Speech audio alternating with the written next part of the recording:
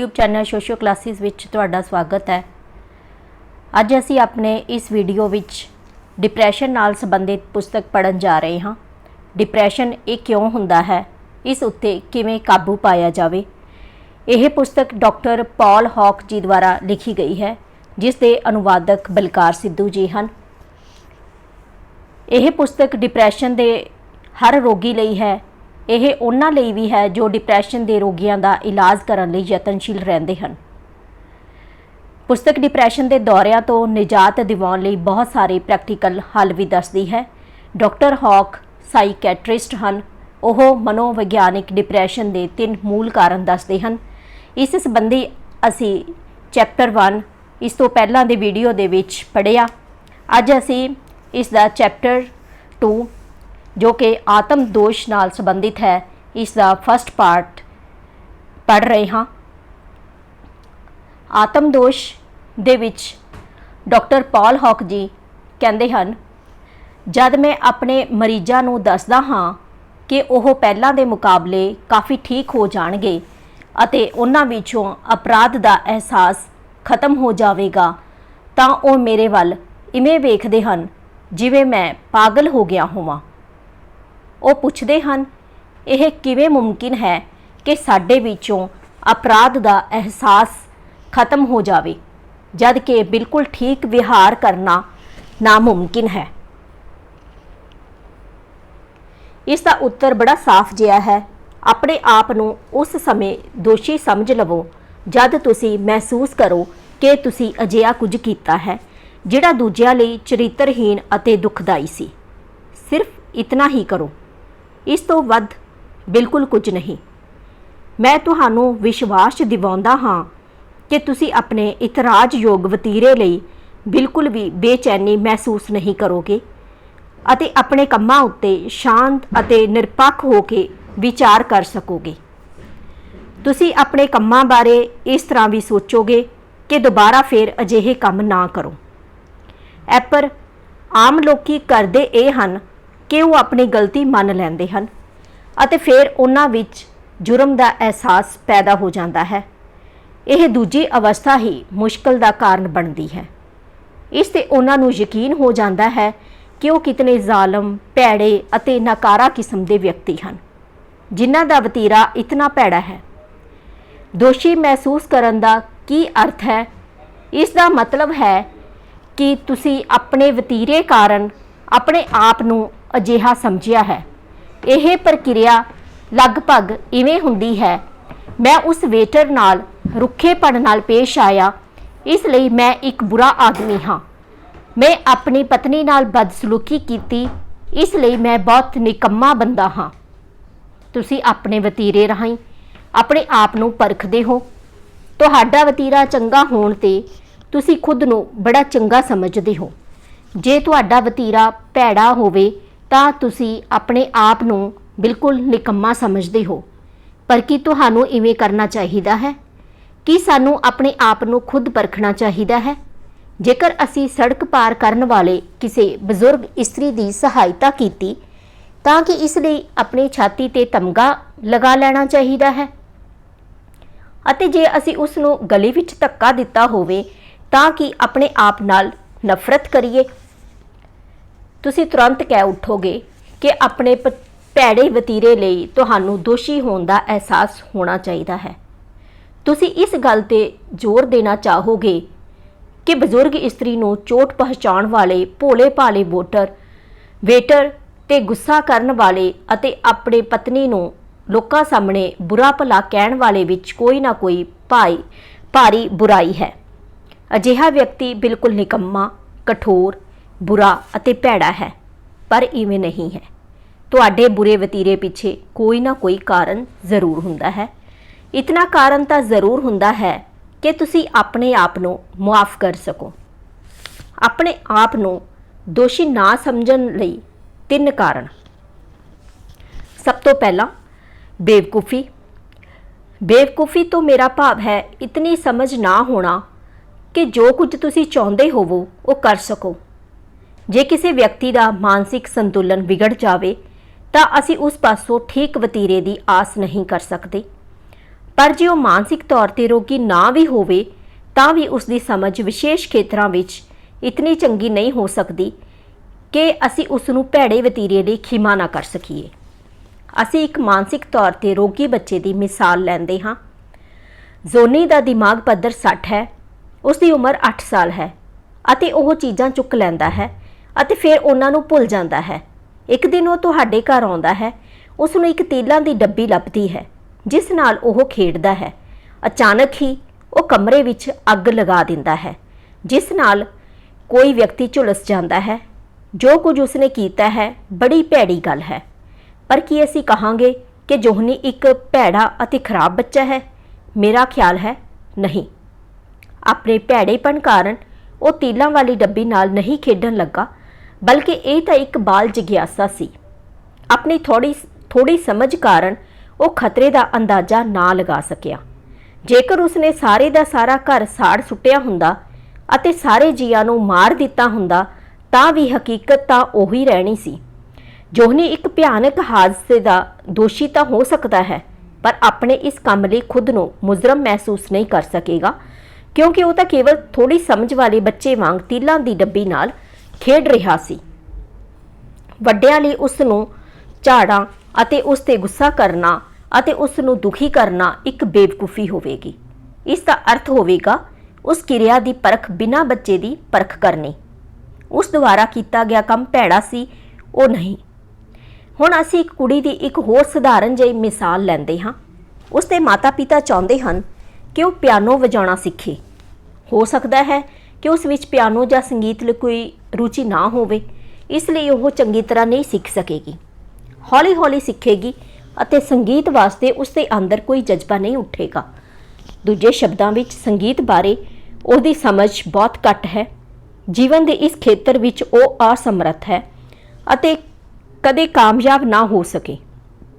ਕੀ ਤੁਸੀਂ ਸਮਝਦੇ ਹੋ ਕਿ ਪਿਆਨੋ ਠੀਕ ਤਰ੍ਹਾਂ ਨਾ ਵਜਾ ਸਕਣ ਕਰਕੇ ਕੁੜੀ ਭੈੜੀ ਹੈ? ਮੈਨੂੰ ਆਸ ਹੈ ਤੁਸੀਂ ਇਵੇਂ ਨਹੀਂ ਸਮਝੋਗੇ। ਉਸ ਦੇ ਪਿਆਨੋ ਠੀਕ ਨਾ ਵਜਾ ਸਕਣ ਅਨੁਸਾਰ ਉਸ ਦਾ ਮੁਲਾਂਕਣ ਯੋਗ ਨਹੀਂ, ਕਿਉਂਕਿ ਇਸ ਤੋਂ ਕੋਈ ਬੁਰਾ ਨਤੀਜਾ ਨਹੀਂ ਨਿਕਲ ਸਕਦਾ। ਦੂਸਰਾ ਪੁਆਇੰਟ ਹੈ ਨਾ ਸਮਝੀ। ਆਪਣੇ ਆਪ ਨੂੰ ਦੋਸ਼ੀ ਨਾ ਸਮਝਣ ਲਈ ਦੂਸਰਾ ਕਾਰਨ ਨਾ ਸਮਝੀ। ਮੰਨ ਲਓ ਕਿਸੇ ਵਿਅਕਤੀ ਦਾ ਦਿਮਾਗੀ ਸੰਤੁਲਨ ਠੀਕ ਠਾਕ ਹੈ, ਪਰ ਫਿਰ ਵੀ ਉਹ ਕੋਈ ਭੈੜਾ ਕੰਮ ਕਰ ਬੈਠਦਾ ਹੈ। ਇਸ ਤੋਂ ਕੀ ਅਸੀਂ ਸਮਝ ਲਈਏ ਕਿ ਉਹ ਇੱਕ ਭੈੜਾ ਆਦਮੀ ਹੈ? ਮੰਨ ਲਓ ਤੁਸੀਂ ਇੱਕ ਜਵਾਨ ਪਿਤਾ ਹੋ ਅਤੇ ਤੁਹਾਡੀ ਪਤਨੀ ਸ਼ਾਮ ਨੂੰ ਕਿਤੇ ਬਾਹਰ ਜਾਣ ਸਮੇਂ ਛੋਟੇ ਬੱਚੇ ਨੂੰ ਤੁਹਾਨੂੰ ਸੰਭਾਲਣ ਲਈ ਦੇ ਜਾਂਦੀ ਹੈ। ਬੱਚਾ ਰੋਂਦਾ ਹੈ ਅਤੇ ਤੁਸੀਂ ਵੇਖਦੇ ਹੋ ਕਿ ਉਸ ਦੇ ਥਲਵੇਂ ਕੱਪੜੇ ਬਦਲਣ ਵਾਲੇ ਹੋ ਗਏ ਹਨ। ਕੱਪੜੇ ਨੂੰ ਲੱਗਾ ਵੱਡਾ ਸੇਫਟੀ ਪਿਨ ਖਰਾਬ ਹੈ, ਜਿਸ ਨੂੰ ਜ਼ੋਰ ਨਾਲ ਖਿੱਚ ਕੇ ਖੋਲ੍ਹਣ ਨਾਲ ਬੱਚਾ ਜ਼ਖਮੀ ਹੋ ਜਾਂਦਾ ਹੈ। ਕਿਹਾ ਜਾ ਸਕਦਾ ਹੈ ਕਿ ਬੱਚੇ ਨੂੰ ਜ਼ਖਮੀ ਕਰਨ ਕਰਕੇ ਤੁਸੀਂ ਦੋਸ਼ੀ ਹੋ, ਪਰ ਫਿਰ ਵੀ ਤੁਸੀਂ ਇਹ ਮੰਨੋਗੇ ਕਿ ਆਪਣੇ ਆਪ ਨੂੰ ਅਪਰਾਧੀ ਸਮਝਣ ਦੀ ਕੋਈ ਲੋੜ ਨਹੀਂ।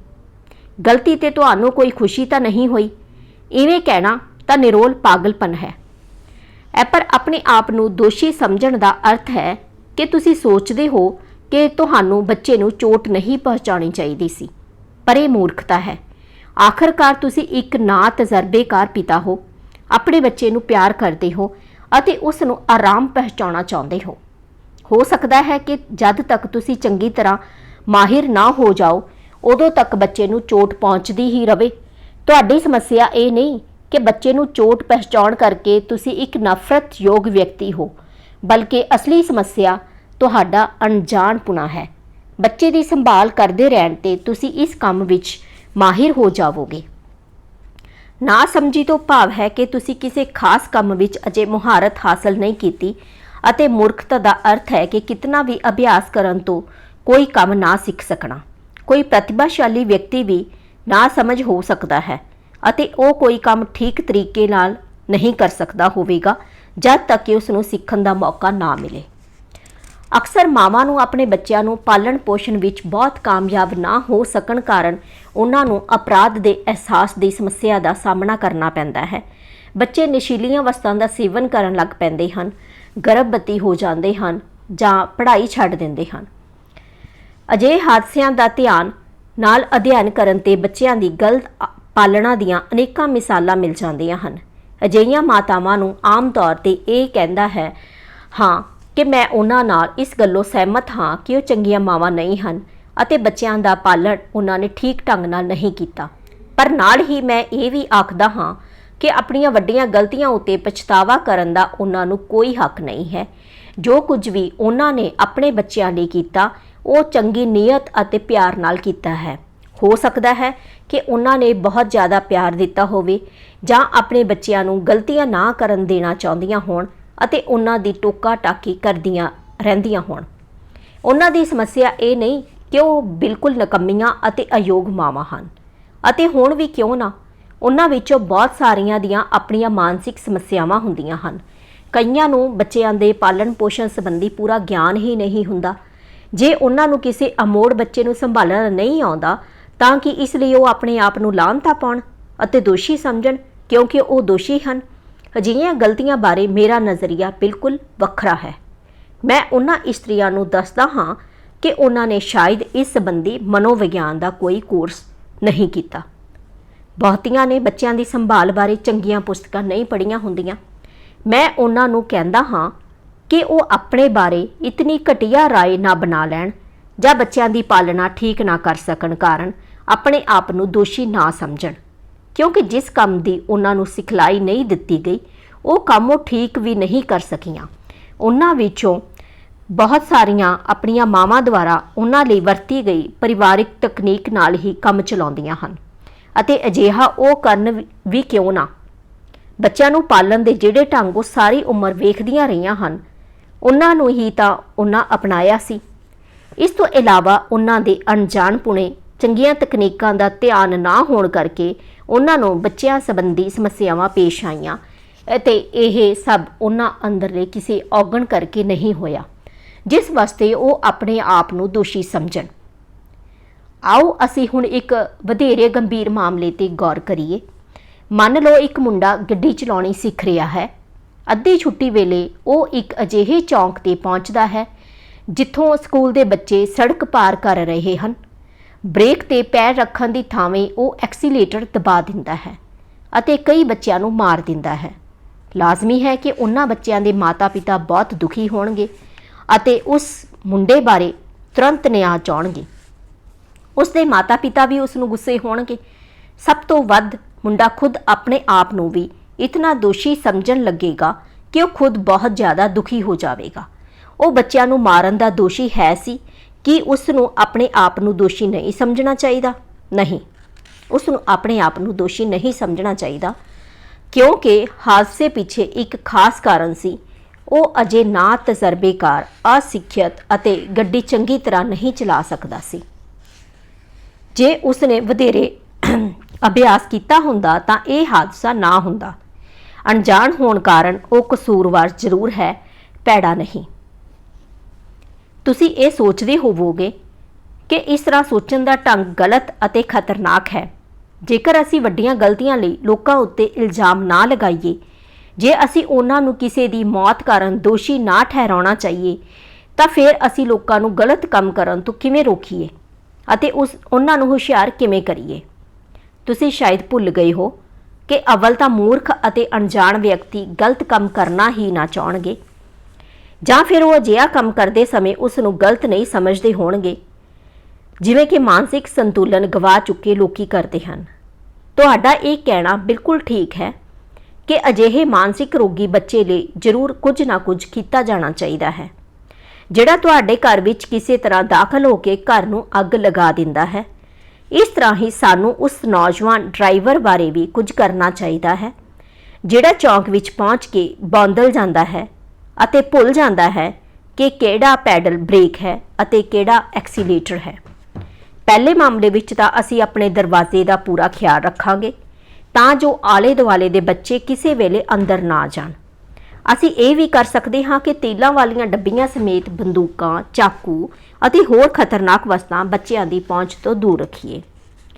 ਗੱਡੀ ਚਲਾਉਣਾ ਸਿੱਖਣ ਵਾਲੇ ਨੌਜਵਾਨਾਂ ਨੂੰ ਅਸੀਂ ਫੌਰਨ ਬ੍ਰੇਕਾਂ ਲਗਾ ਸਕਣ ਦਾ ਪੂਰਾ ਅਭਿਆਸ ਕਰਵਾਵਾਂਗੇ ਅਤੇ ਇਹ ਅਭਿਆਸ ਉਹਨਾਂ ਨੂੰ ਡਰਾਈਵਿੰਗ ਸਕੂਲ ਦੇ ਮੈਦਾਨ ਵਿੱਚ ਕਿਸੇ ਖਾਲੀ ਸੜਕ ਜਾਂ ਖੇਤ ਵਿੱਚ ਕਰਵਾਵਾਂਗੇ ਅਤੇ ਤਦ ਉਸ ਨੂੰ ਸ਼ਹਿਰ ਦੀਆਂ ਸੜਕਾਂ ਤੇ ਜਾਣ ਦੀ ਆਗਿਆ ਦੇਵਾਂਗੇ। ਅਜਿਹੇ ਹਾਦਸੇ ਰੋਕਣ ਲਈ ਅਸੀਂ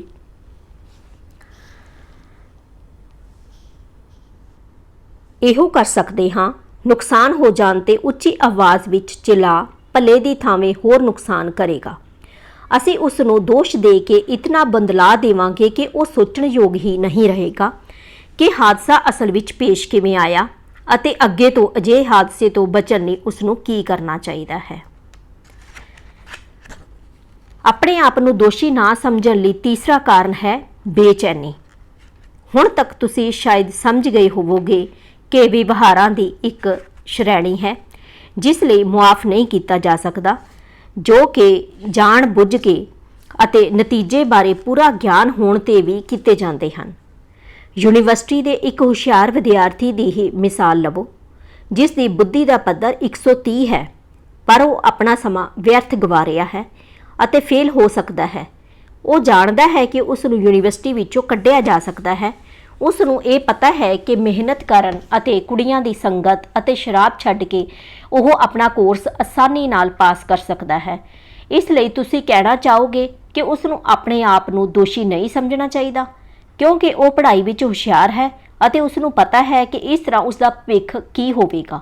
ਫਿਰ ਵੀ ਉਹ ਮੂਰਖਤਾ ਨਾਲ ਤਬਾਹੀ ਵੱਲ ਵੱਧਦਾ ਜਾ ਰਿਹਾ ਹੈ। ਪ੍ਰਤੱਖ ਰੂਪ ਵਿੱਚ ਅਸੀਂ ਉਸ ਦੇ ਅਜਿਹੇ ਵਤੀਰੇ ਲਈ ਉਸ ਨੂੰ ਖਿਮਾ ਨਹੀਂ ਕਰ ਸਕਦੇ ਕਿ ਉਹ ਮੂਰਖ, ਮਾਨਸਿਕ ਰੋਗੀ ਜਾਂ ਅਣਜਾਣ ਹੈ। ਅਸੀਂ ਉਸ ਨੂੰ ਇਸ ਕਰਕੇ ਖਿਮਾ ਨਹੀਂ ਕਰ ਸਕਦੇ ਕਿ ਇਸ ਨਾਲ ਉਹ ਬੇਚੈਨ ਹੋ ਜਾਵੇਗਾ। ਹੋਰ ਕਿਸੇ ਢੰਗ ਨਾਲ ਅਸੀਂ ਉਸ ਦੇ ਗਲਤ ਵਤੀਰੇ ਨੂੰ ਸਮਝ ਸਕਦੇ ਹਾਂ। ਦੂਜੇ ਸ਼ਬਦਾਂ ਵਿੱਚ, ਆਪਣੇ ਮਾਤਾ-ਪਿਤਾ ਜਾਂ ਧਨ ਅਜਾਈ ਗਵਾਉਣ ਅਤੇ ਉਹਨਾਂ ਨੂੰ ਦੁਖੀ ਕਰਨ ਕਰਕੇ ਉਹ ਇੱਕ ਭੈੜਾ ਅਤੇ ਖਰਾਬ ਮੁੰਡਾ ਹੈ। ਅਜਿਹਾ ਵਿਅਕਤੀ ਮਾਨਸਿਕ ਰੋਗੀ, ਖੋਰੀ ਜਾਂ ਡਰਪੋਕ ਹੈ। ਅਜਿਹੇ ਵਿਅਕਤੀਆਂ ਦੀਆਂ ਆਪਣੀਆਂ ਮਾਨਸਿਕ ਸਮੱਸਿਆਵਾਂ ਹੁੰਦੀਆਂ ਹਨ, ਜਿਨ੍ਹਾਂ ਕਾਰਨ ਉਹ ਮੂਰਖਾਂ ਵਾਂਗ ਵਿਵਹਾਰ ਕਰਦਾ ਹੈ। ਅਤੇ ਜੇਕਰ ਤੁਹਾਡੀਆਂ ਵੀ ਅਜਿਹੀਆਂ ਮਾਨਸਿਕ ਸਮੱਸਿਆਵਾਂ ਹੁੰਦੀਆਂ ਤਾਂ ਤੁਸੀਂ ਵੀ ਇਹੋ ਕੁਝ ਕਰਨਾ ਸੀ। ਮੈਂ ਕਈ ਅਜਿਹੇ ਜ਼ਹੀਨ ਵਿਦਿਆਰਥੀਆਂ ਨੂੰ ਜਾਣਦਾ ਹਾਂ ਜੋ ਇਵੇਂ ਹੀ ਕਰਦੇ ਸਨ, ਜਿਵੇਂ ਕਿ ਮੈਂ ਉਤਲੀ ਮਿਸਾਲ ਵਿੱਚ ਬਿਆਨ ਕੀਤਾ ਹੈ। ਜਦ ਉਹਨਾਂ ਦੀਆਂ ਸਮੱਸਿਆਵਾਂ ਦਾ ਵਿਸ਼ਲੇਸ਼ਣ ਕੀਤਾ ਗਿਆ ਤਾਂ ਉਹ ਇੱਕ ਡਰੇ ਹੋਏ ਵਿਅਕਤੀ ਦੇ ਰੂਪ ਵਿੱਚ ਜ਼ਾਹਿਰ ਹੋਈਆਂ ਕਿ ਉਹ ਆਪਣੇ ਮਾਤਾ-ਪਿਤਾ ਦੀਆਂ ਆਸਾਂ ਨੂੰ ਪੂਰਾ ਨਹੀਂ ਕਰ ਸਕੇਗਾ। ਕੋਸ਼ਿਸ਼ ਕਰਨ ਤੇ ਵੀ ਹੁਣ ਉਸ ਕੰਮ ਵਿੱਚ ਸਫਲ ਨਹੀਂ ਹੋ ਸਕੇਗਾ। ਜਦ ਤੁਹਾਨੂੰ ਹੁਣ ਤੱਕ ਇਹ ਸਮਝਾਇਆ ਜਾਂਦਾ ਰਿਹਾ ਹੈ ਕਿ ਤੁਸੀਂ ਬਹੁਤ ਚੰਗੇ ਅਤੇ ਸਿਆਣੇ ਹੋ ਅਤੇ ਇੱਕ ਬੈਂਕ ਦੇ ਚੇਅਰਮੈਨ ਬਣ ਸਕਦੇ ਹੋ, ਤਾਂ ਇਸ ਗੱਲ ਉੱਤੇ ਖਰੇ ਉਤਰਨ ਲਈ ਤੁਹਾਡੇ ਤੇ ਕਿਤਨਾ ਬੋਝ ਪੈ ਜਾਂਦਾ ਰਿਹਾ ਹੈ। ਬਜਾਏ ਇਸ ਦੇ ਕਿ ਤੁਹਾਡਾ ਪਰਿਵਾਰ ਇਹ ਜਾਣ ਜਾਵੇ ਕਿ ਤੁਸੀਂ ਇੱਕ ਸਧਾਰਨ ਵਿਅਕਤੀ ਬਣੋਗੇ, ਤੁਸੀਂ ਆਪਣੇ ਆਪ ਨੂੰ ਅਸਫਲ ਬਣਾ ਲਵੋ, ਤਾਂ ਜੋ ਤੁਸੀਂ ਆਪਣੀ ਸੀਮਤ ਸਮਰੱਥਾ, ਜਿਸ ਬਾਰੇ ਉਹਨਾਂ ਨੂੰ ਵਿਸ਼ਵਾਸ ਸੀ ਕਿ ਤੁਹਾਡੇ ਵਿੱਚ ਬਿਲਕੁਲ ਨਹੀਂ ਹੈ, ਦੀ ਥਾਵੇਂ ਕੋਸ਼ਿਸ਼ ਨਾ ਕਰਨ ਕਾਰਨ ਆਪਣੀ ਅਸਫਲਤਾ ਨੂੰ ਦੋਸ਼ ਦੇ ਸਕੋ। ਇਸ ਦੇ ਨਾਲ ਹੀ ਇਹ ਕਹਿ ਕੇ ਤੁਸੀਂ ਆਪਣੇ ਆਪ ਨੂੰ ਘੱਟ ਦੋਸ਼ੀ ਸਮਝ ਸਕਦੇ ਹੋ ਕਿ ਤੁਹਾਡਾ ਯੂਨੀਵਰਸਿਟੀ ਵਿੱਚ ਅਸਫਲ ਹੋਣਾ ਤੁਹਾਡੇ ਆਲੇ ਦੁਆਲੇ ਖੇਡਦੇ ਰਹਿਣ ਕਰਕੇ ਸੀ, ਬਜਾਏ ਇਸ ਦੇ ਕਿ ਤੁਸੀਂ ਕੋਈ ਪ੍ਰਤਿਭਾਵਾਨ ਵਿਅਕਤੀ ਨਹੀਂ ਸੀ। ਹੁਣ ਮੰਨ ਲਓ ਕਿ ਇਹ ਕਿਸੇ ਕਿਸਮ ਦਾ ਡਰ ਨਹੀਂ ਹੈ। ਇਹ ਤਾਂ ਹੋਰ ਖਤਰਨਾਕ ਸਮੱਸਿਆ ਲਈ ਕਾਰਨ ਬਣ ਸਕਦਾ ਹੈ। ਹੋ ਸਕਦਾ ਹੈ ਕਿ ਤੁਹਾਡੇ ਮਾਪੇ ਤੁਹਾਨੂੰ ਡਾਕਟਰੀ ਦੀ ਪੜ੍ਹਾਈ ਕਰਨ ਲਈ ਜ਼ੋਰ ਪਾਉਣ, ਜਿਸ ਨੂੰ ਤੁਸੀਂ ਨਫ਼ਰਤ ਕਰਦੇ ਹੋ। ਇੱਧਰ ਉੱਧਰ ਬੇਵਕੂਫੀਆਂ ਕਰਕੇ ਤੁਸੀਂ ਉਹਨਾਂ ਨੂੰ ਦੋਸ਼ੀ ਬਣਾਓ ਕਿ ਉਹ ਤੁਹਾਨੂੰ ਇੱਕ ਕਲਾਕਾਰ ਨਹੀਂ ਬਣਨ ਦਿੰਦੇ। ਇਹ ਗੱਲ ਵੀ ਤੁਹਾਨੂੰ ਚੋਟ ਪਹੁੰਚਾਉਂਦੀ ਹੈ। ਸਿੱਟੇ ਵਜੋਂ ਤੁਸੀਂ ਕਲਾ ਸਕੂਲ ਵਿੱਚ ਦਾਖਲ ਹੋਣ ਲਈ ਲੋੜੀਂਦੀ ਯੋਗਤਾ ਵੀ ਪੂਰੀ ਨਹੀਂ ਕਰ ਪਾਉਂਦੇ। ਤੁਸੀਂ ਭੈੜੀਆਂ ਆਦਤਾਂ ਦੇ ਵੀ ਸ਼ਿਕਾਰ ਹੋ ਜਾਂਦੇ ਹੋ, ਜਿਨ੍ਹਾਂ ਉੱਤੇ ਤੁਹਾਨੂੰ ਕਾਬੂ ਪਾਉਣਾ ਹੀ ਪੈਣਾ ਹੈ। ਜਦੋਂ ਵੀ ਅਤੇ ਜਿਵੇਂ ਵੀ ਤੁਹਾਨੂੰ ਆਪਣੇ ਮਾਪਿਆਂ ਨੂੰ ਉਹਨਾਂ ਦੇ ਫੈਸਲੇ ਬਦਲਣ ਲਈ ਰਾਜ਼ੀ ਕਰਨਾ ਪਵੇਗਾ, ਤੁਸੀਂ ਇਹ ਗੱਲ ਜਾਣਦੇ ਹੋ ਪਰ ਕੁਝ ਨਹੀਂ ਕਰ ਪਾਉਂਦੇ। ਤੁਸੀਂ ਮਨੋਰੋਗੀ ਹੋ ਜਾਂਦੇ ਹੋ ਅਤੇ ਦੁਨੀਆ ਭਰ ਦੀਆਂ ਤਰਕ ਦਲੀਲਾਂ ਵੀ ਤੁਹਾਨੂੰ ਹਾਲ ਦੀ ਘੜੀ ਬਦਲ ਨਹੀਂ ਸਕਦੀਆਂ।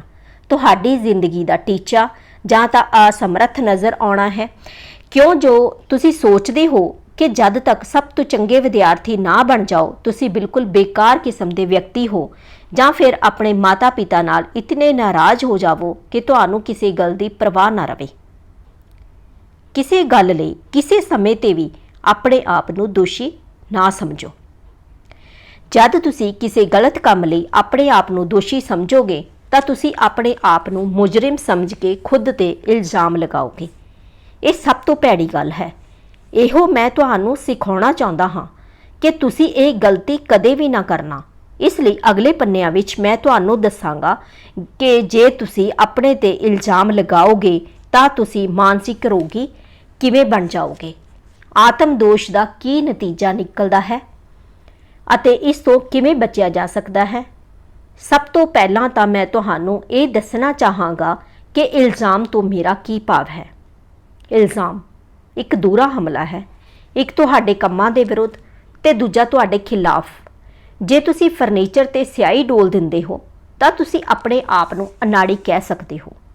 ਪਰ ਤੁਸੀਂ ਇਤਨੇ ਸਿਆਣੇ ਨਹੀਂ ਕਿ ਆਪਣੇ ਆਪ ਤੇ ਹਮਲਾ ਕਰੋ ਅਤੇ ਆਪਣੇ ਆਪ ਨੂੰ ਗਾਲਾਂ ਕੱਢੋ, ਕਿਉਂਕਿ ਤੁਸੀਂ ਅਨਾੜੀ ਹੋ, ਤੁਸੀਂ ਲਾਪਰਵਾਹ ਹੋ ਸਕਦੇ ਹੋ, ਤੁਹਾਨੂੰ ਆਪਣੇ ਆਪ ਨਾਲ ਅਸਹਿਯੋਗ ਹੋ ਸਕਦਾ ਹੈ।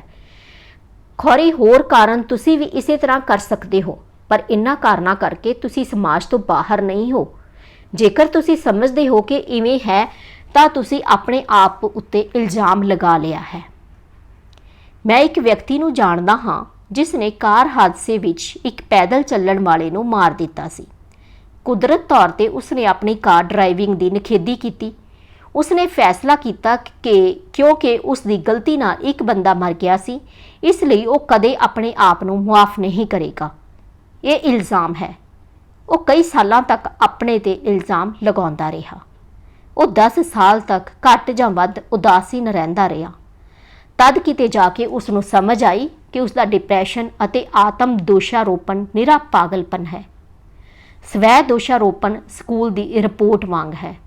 ਸਕੂਲ ਦੇ ਸੰਬੰਧ ਵਿੱਚ ਤਾਂ ਇਹ ਬਿਲਕੁਲ ਸਹੀ ਹੁੰਦੀ ਹੈ, ਜਿਸ ਵਿੱਚ ਤੁਹਾਨੂੰ ਇਤਿਹਾਸ ਜਾਂ ਭੂਗੋਲ ਲਈ A ਅਤੇ ਅੰਗਰੇਜ਼ੀ ਲਈ B ਦਿੱਤਾ ਗਿਆ ਹੋਵੇ, ਪਰ ਉਸ ਨਾਲ ਤੁਸੀਂ ਹਮੇਸ਼ਾ ਲਈ A ਜਾਂ B ਕਿਸਮ ਦੇ ਇਨਸਾਨ ਨਹੀਂ ਬਣ ਜਾਂਦੇ।